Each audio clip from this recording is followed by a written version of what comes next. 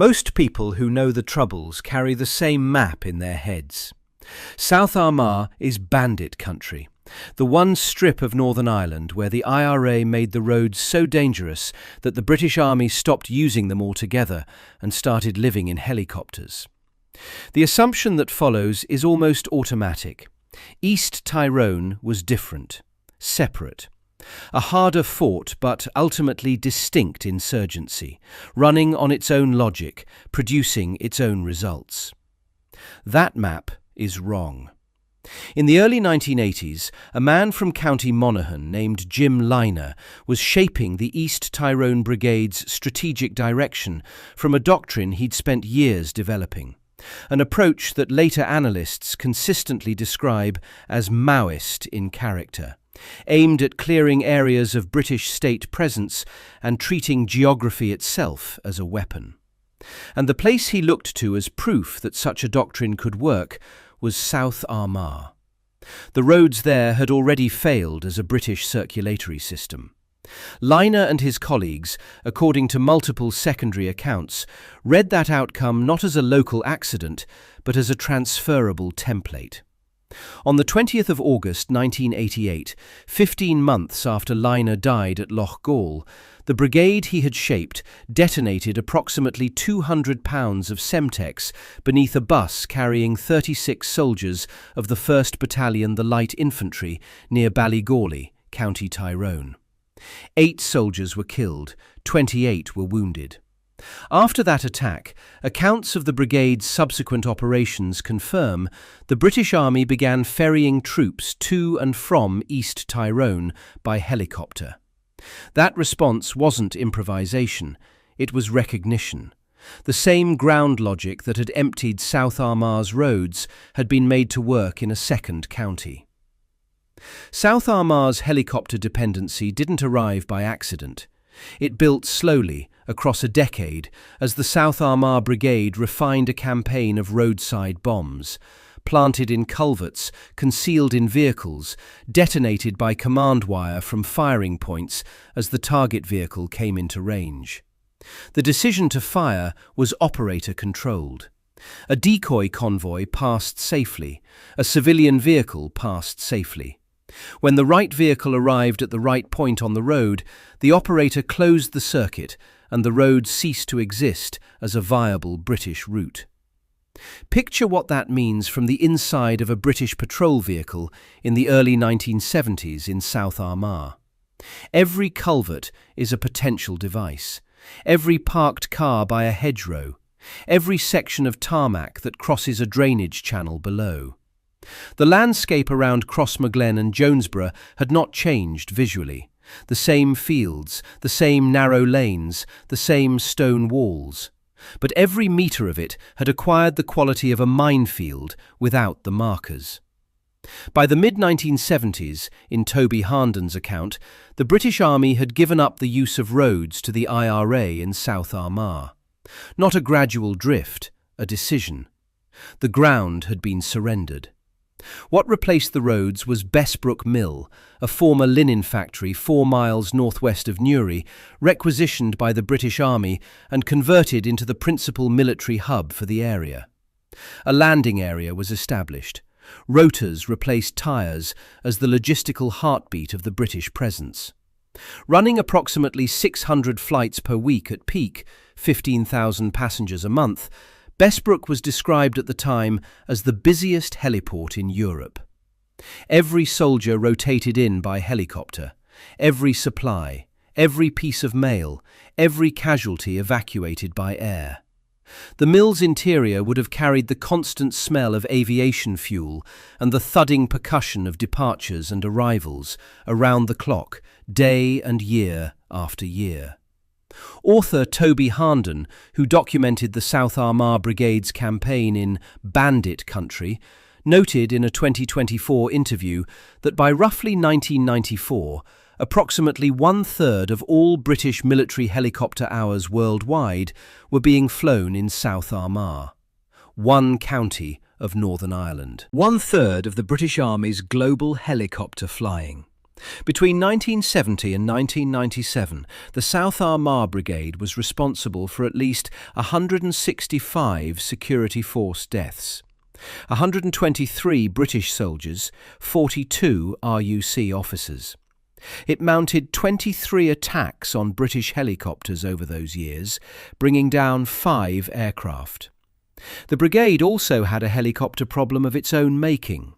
Once the British moved entirely to air, the IRA's roadside devices stopped reaching them, forcing a shift to machine gun ambushes against aircraft. But that problem came later. In the 1970s and early 1980s, the primary lesson of South Armagh was simpler and starker than anything about countermeasures. Deny the roads, force the air. Make the occupying army dependent on a machine it can't put everywhere at once. The Wikipedia entry on the East Tyrone Brigade's strategy puts it precisely. The South Armagh area was considered to be a liberated zone already, since British troops and the RUC couldn't use the roads there for fear of roadside bombs and long-range harassing fire.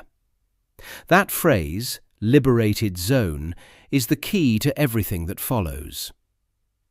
Jim Lynagh was born on the 13th of April 1956 on the Tully estate in Monaghan town, one of 12 children, and joined the Provisional IRA in the early 1970s. In December 1973, during a bomb-making operation near Monaghan, a device detonated prematurely.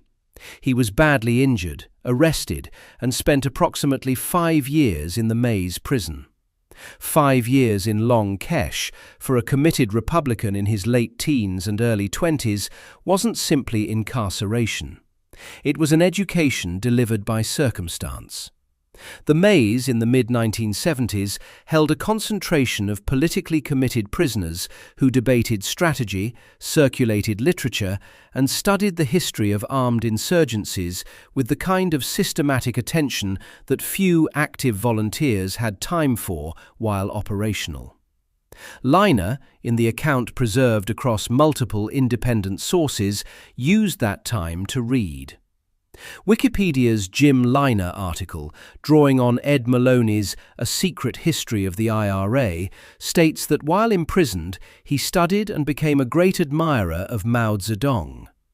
The Ireland's Long War analysis describes him as having immersed himself in Mao Zedong, Vo Nguyen Giap, and Che Guevara, the theorists of protracted guerrilla warfare whose common thread was the idea that territory, population, and time could substitute for conventional military superiority. Vo Nguyen Giap had driven French and then American forces out of Vietnam through precisely this logic, not defeating the enemy in pitched battle, but making their presence in the countryside logistically unsustainable, dependent on external resupply, exposed to constant attrition. Mao's base area strategy from the 1930s and 1940s involved clearing particular regions of nationalist government presence, building a loyal communist administration within them, and using those areas as platforms for expansion. The liberated zone wasn't a rhetorical flourish. It was a defined operational concept with a specific sequence. Clear the enemy, secure the population, make re-entry costly, expand. Lynagh was released from prison in 1979 and immediately re-entered the IRA's orbit with the East Tyrone Brigade. That same year, he was elected as a Sinn Féin councillor on Monaghan Urban District Council, a position he held until the day he was killed. Both simultaneously, the elected representative attending council meetings in Monaghan town and the IRA operative building a strategy for road denial in the counties across the border. The two roles weren't contradictory in his mind. They were different levers of the same project. The Maoist framing that surrounds Lynagh in later analytical accounts is a retrospective descriptor rather than terminology lifted from IRA communiques. Anne Foblacht referred to him simply as Volunteer Jim Lynagh in its obituaries. The IRA's own Green Book, the internal ideological document circulated to recruits, does not use Maoist terminology. But the Maoist label appears across enough independent sources: McGill magazine, the Ireland's Long War Substack, the Wikipedia East Tyrone Brigade entry, the Irish Republican History blog, that the operational logic it describes has clear evidentiary weight, even if the exact intellectual lineage remains contested. Angrian Ddaerg, a small Irish socialist Republican publication, acknowledged the Maoist Republican cadre claim around Lynagh and McKinney, while noting that Toby Harnden's Bandit Country reported the same characterization, and queried how closely the strategy actually followed Maoist doctrine in detail. What the concept of liberated zones meant in practice was clearing an area of state presence, building a loyal population base within it, making state forces dependent on external logistics, and using the resulting geography as a political weapon that grew as it was secured.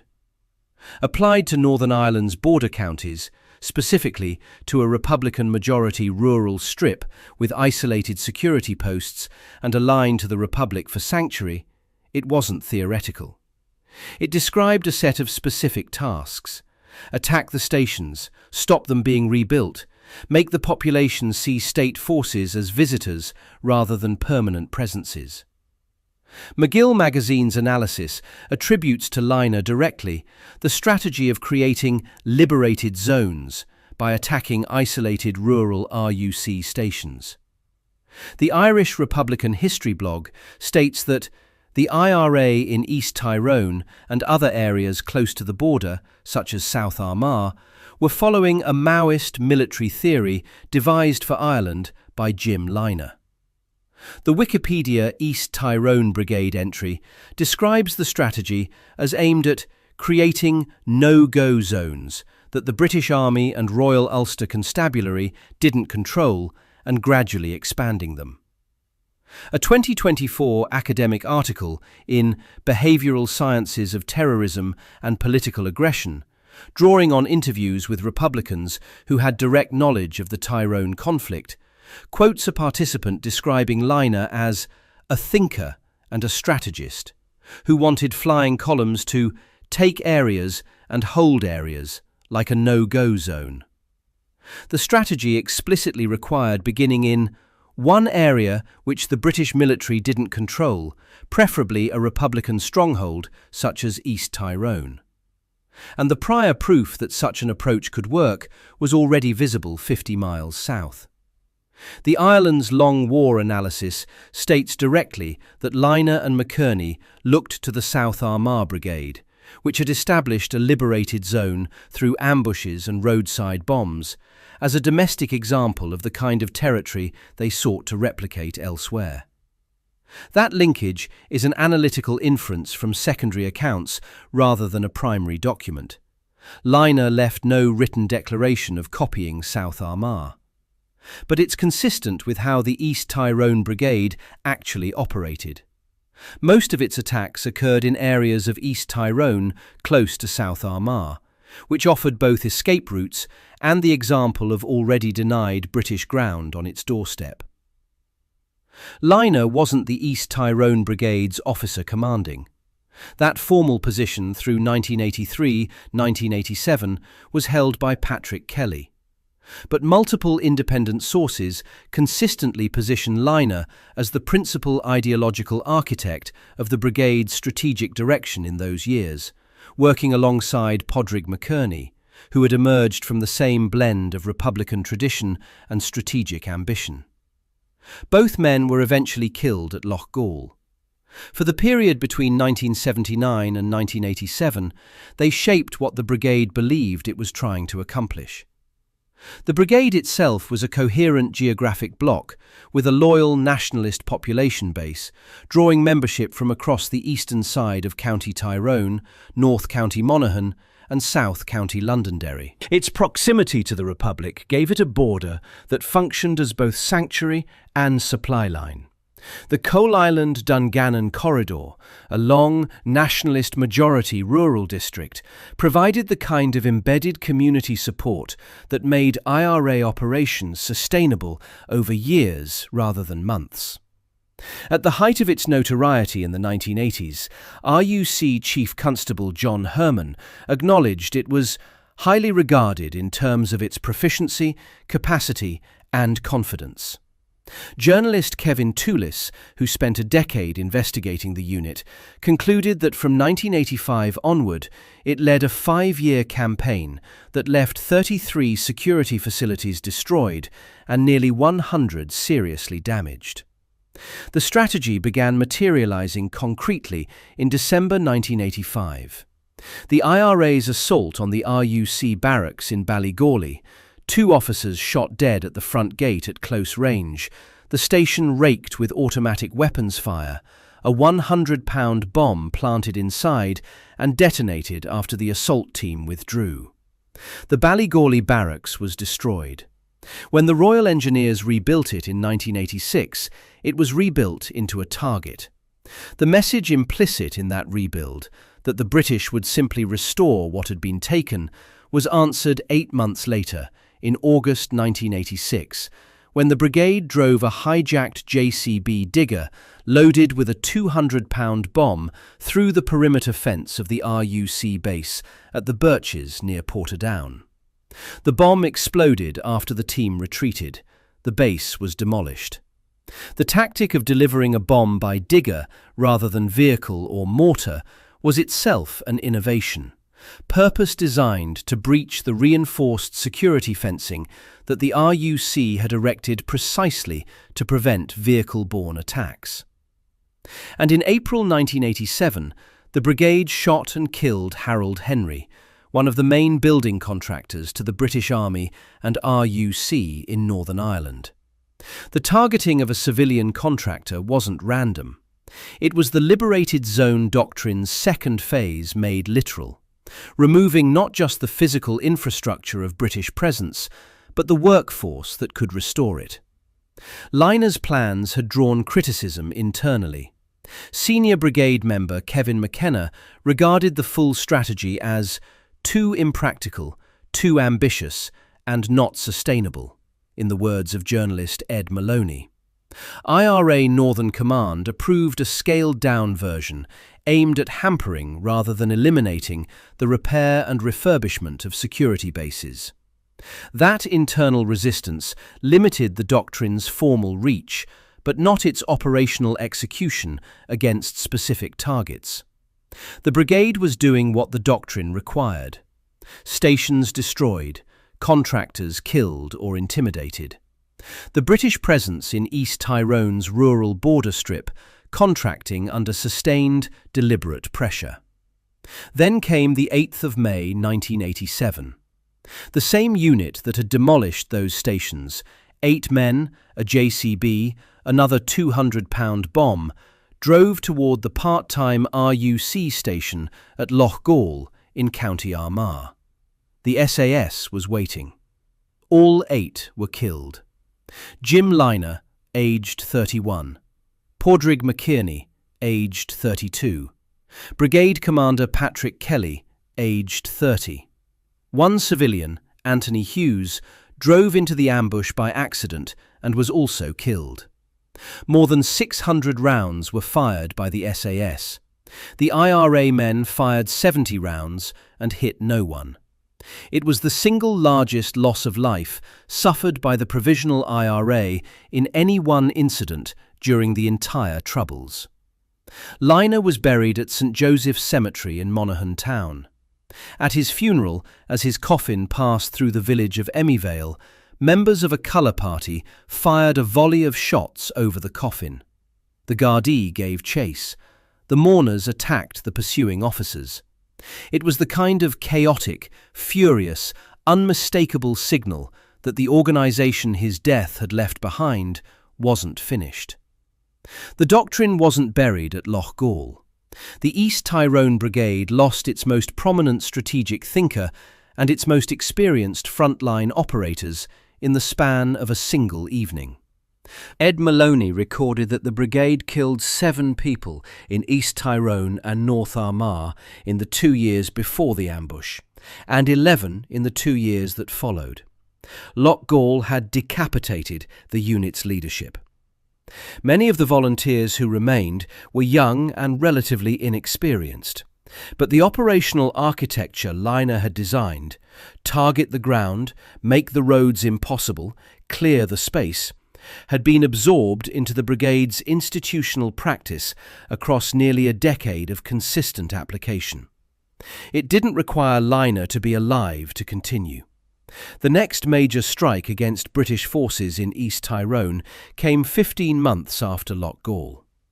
Late evening, 19th August 1988.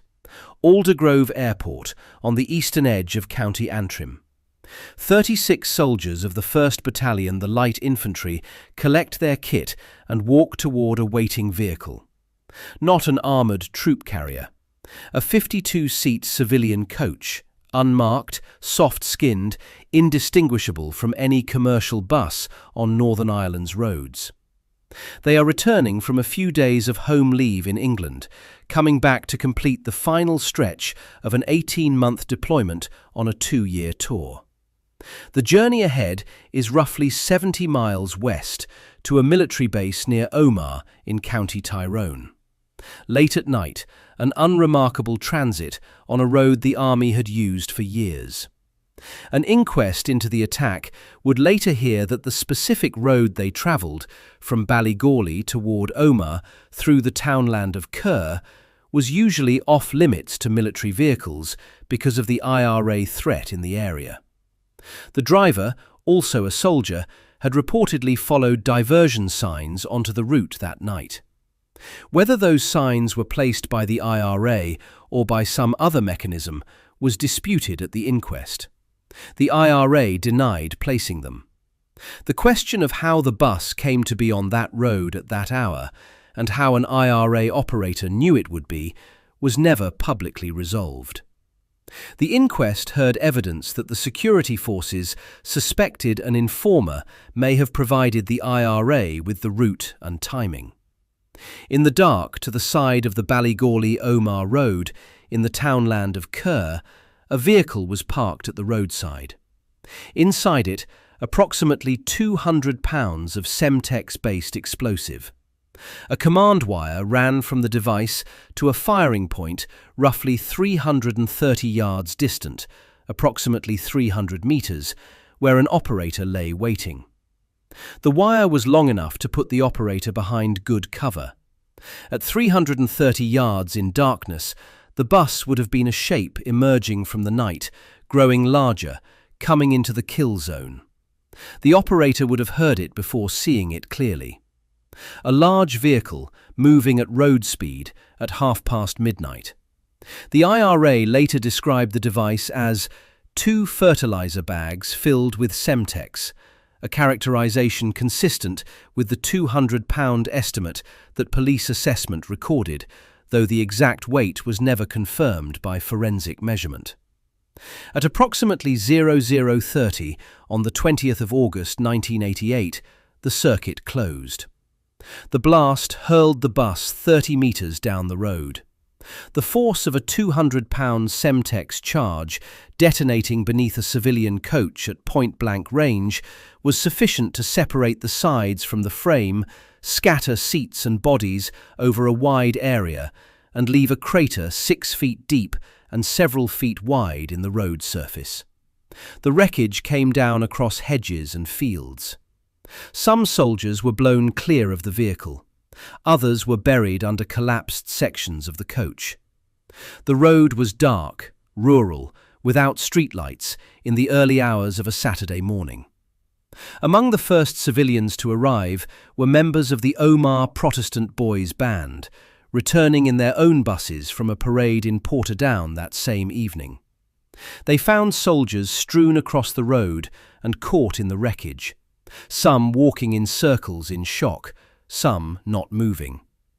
The bandsman stopped and helped, pulling survivors clear, performing what first aid they could in the darkness while emergency services were called. Army helicopters and ambulances reached the scene within minutes, and the wounded were evacuated to Tyrone County Hospital. 8 soldiers were killed. Jason Burfitt, aged 19, Richard Greener, 21, Mark Norsworthy, 18, Stephen Wilkinson, 18, Jason Winter, 19, Blair Bishop, 19, Alexander Lewis, 18, and Peter Bullock, 21. The youngest were 18 years old, at most a few months past their army enlistment. 28 more were wounded. The Kane-Sutton Index of Deaths lists each of the 8 as British Army personnel killed in a landmine attack on British Army coach Kerr near Baligori, County Tyrone, on the 20th of August 1988. It was the deadliest single IRA attack on British soldiers since the Warren Point ambush of August 1979, which killed 18. The East Tyrone Brigade had produced a casualty event of the same order of magnitude as the benchmark. East Tyrone had imposed the same ground cost South Armagh already had, in one night, in one county, against one bus. The IRA's statement claimed the attack had been carried out by its Tyrone Brigade and added that it wouldn't lay down arms until the peace of a British disengagement from Ireland. The mechanism matters here as much as the scale. A command wire IED puts the detonation decision in a human hand at the precise moment of attack. Unlike a timer or a pressure plate, the operator observes traffic, waits for the specific target, and fires when the target vehicle is where it needs to be. Decoys pass. Civilian vehicles pass. The targeting is selective in a way that preset devices aren't. This is what made roadside IEDs operationally durable across both South Armagh and East Tyrone. The road surface became the killing ground, and the operator's choice of when to use it made every military transit a calculated risk rather than a fixed probability.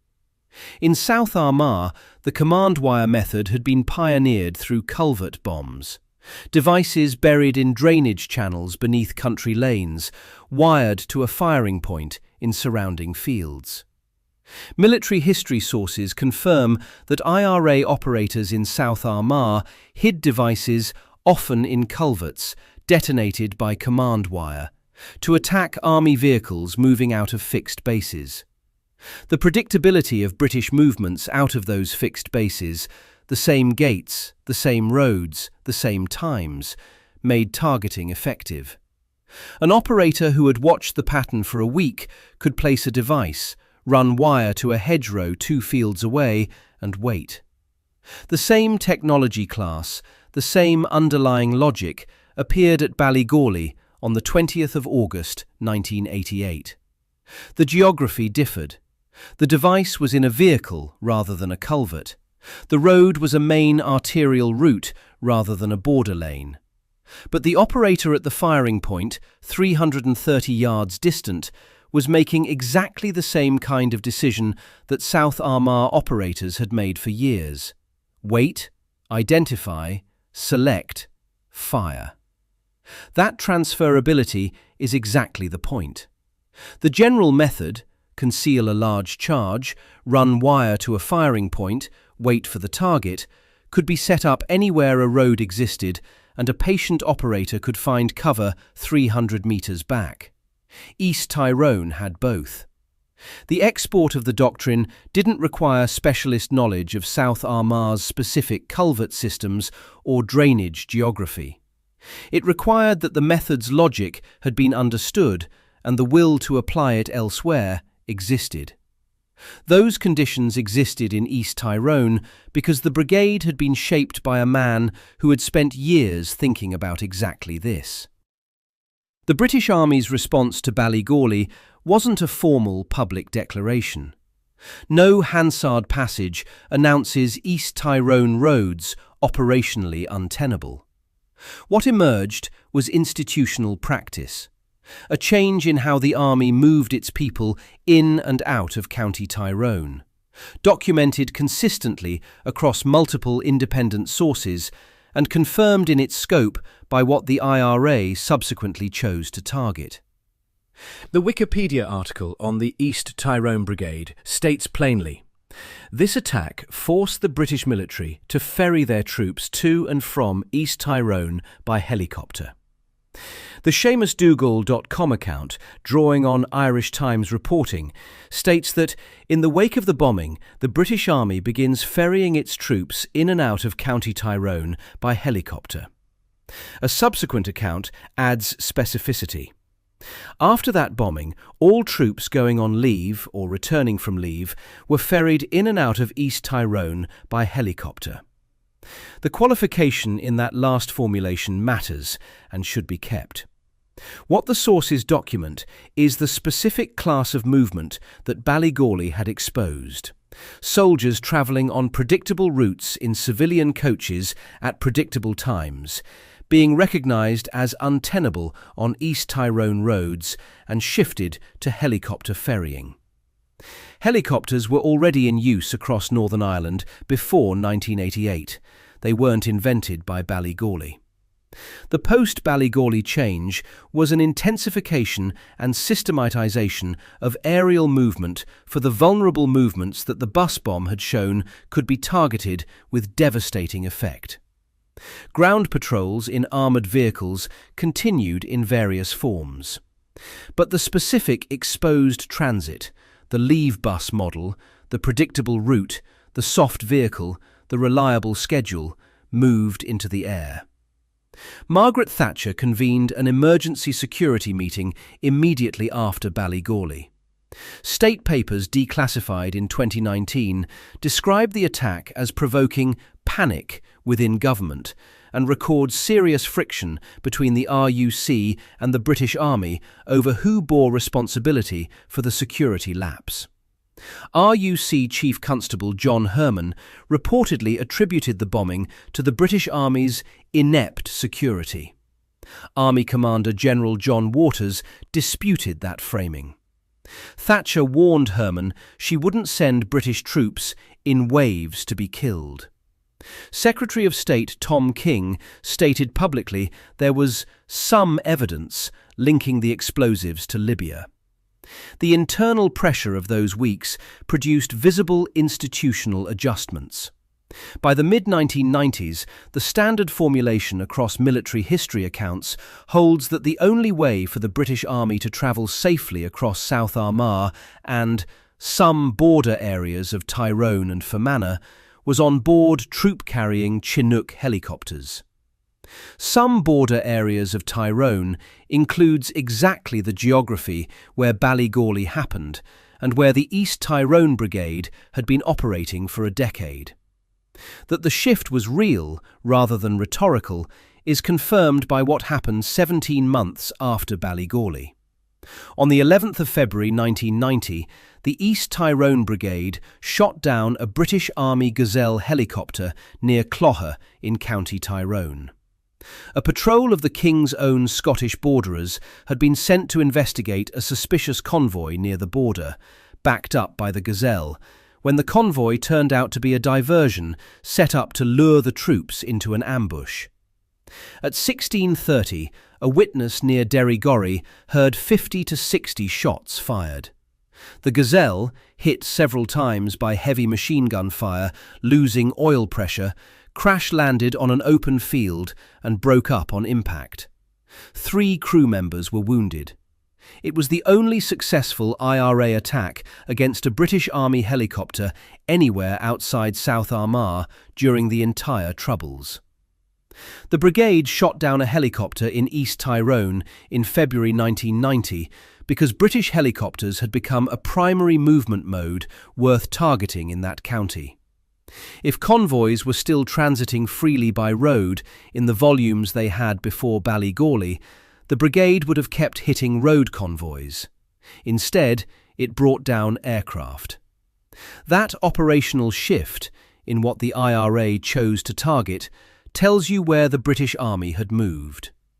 The 1990 Gazelle attack isn't a footnote to the helicopter story.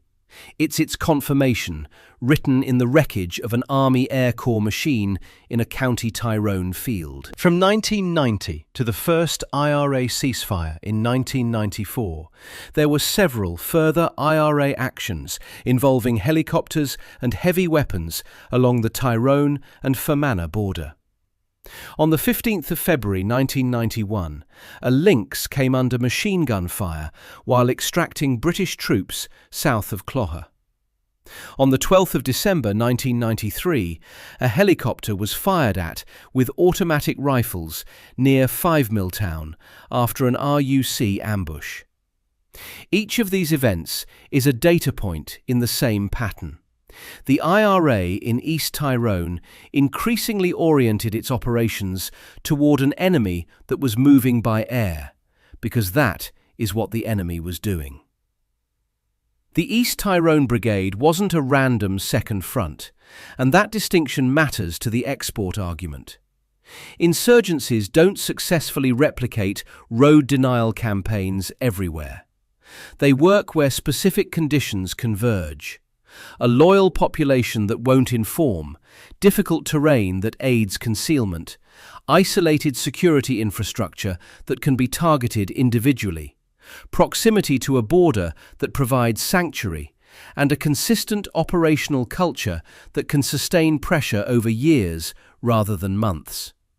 East Tyrone had all of these. South Armagh had all of these. The conditions weren't identical. East Tyrone's nationalist majority was thinner in places than South Armagh's strongly Catholic border strip, and the ambitions of Lynagh's original flying column concept were scaled back by IRA Northern Command.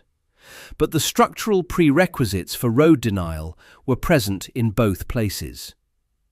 Kevin Toulis's decade of investigation concluded the brigade ran over 1,500 documented operations and killed dozens of soldiers and policemen over its active history.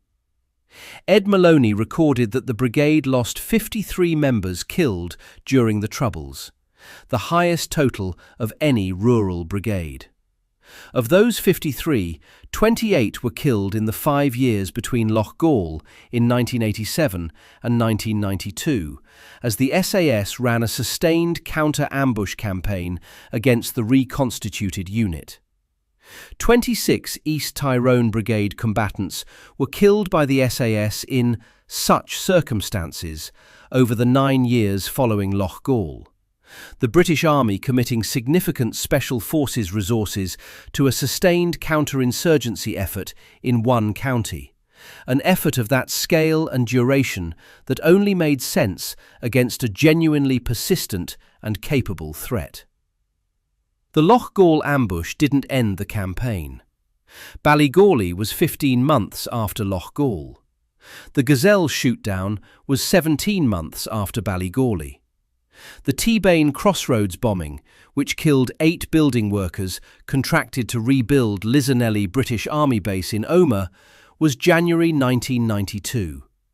Contractors still being targeted for working on security infrastructure, the same pattern Lynagh had identified as essential to the liberated zone approach back in the early 1980s.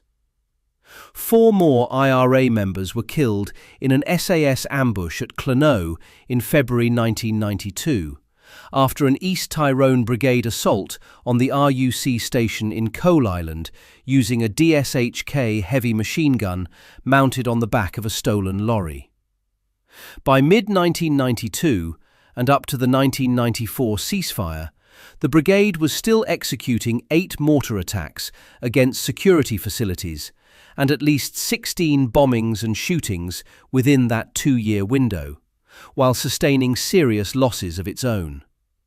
The doctrine was still running, adapted and amended, but structurally intact, long after the man who designed it was buried in Monaghan.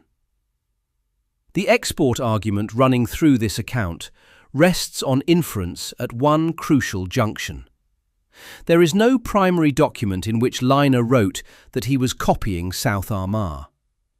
The linkage between his strategy and the South Armagh model is drawn by analysts, journalists, and historians working retrospectively with the available record.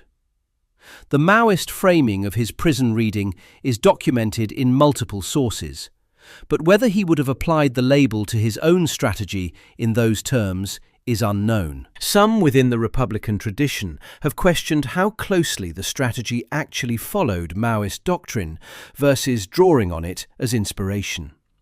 That doubt has a legitimate basis and deserves acknowledgement. What isn't inference is the operational content of what happened. The East Tyrone Brigade ran a campaign in the 1980s that systematically targeted isolated rural security bases and prevented their reconstruction. Precisely consistent with the liberated zone approach multiple named sources attribute to Lynagh. That campaign was conducted in a geography, East Tyrone's border strip close to South Armagh, that shared structural conditions with the area where road denial had already succeeded. A loyal population base, proximity to the Republic for sanctuary, isolated security posts that could be targeted individually, and the same command wire technology available to operators who knew their local ground. The Baligori bomb used a command wire detonated from 330 yards, the same mechanism class that had emptied South Armagh's roads. And after Baligori, the British Army's vulnerable movements in East Tyrone migrated to the air. The simplest description of what South Armagh had done and what East Tyrone then did runs like this. In each county, the IRA made road movement by British forces too costly to sustain for the vulnerable movement categories. The British Army's answer in both cases was the same. It put the troops in helicopters. The doctrine wasn't invented twice, it was applied twice. The corrected map looks like this. South Armagh's helicopter dependency was real, documented and extreme. Bessbrook Mill was the busiest heliport in Europe by the mid-1980s. 1/3 of all British military helicopter hours worldwide in South Armagh. The South Armagh Brigade's operations forced an institution, the British Army, to reorganise an entire county's logistics around air movement. Toby Harnden's Bandit Country is the definitive journalistic account of how a liberated zone functions when it's working. Roads denied, air filled, state forced to treat a piece of its own territory as a problem requiring airlift. But South Armagh didn't stay unique. Once Lynagh's liberated zone logic had been absorbed by a brigade that believed in it, operating in territory that could sustain it, the East Tyrone border strip, with its loyal population, its isolated security posts, its escape routes south, the British Army's problem wasn't one county-wide. The conditions weren't identical to South Armagh. East Tyrone operated in contested rather than overwhelmingly nationalist territory, and the full ambitions of Lynagh's original flying column strategy were scaled back by IRA Northern Command as too ambitious to sustain. But the core of what the doctrine required, road denial through persistent IED pressure on an identified geography, was achievable in East Tyrone, and it was achieved. Jim Lynagh died on 8th of May 1987. He was 31 years old. He never planned the Baligori bus bomb and had no operational role in its execution.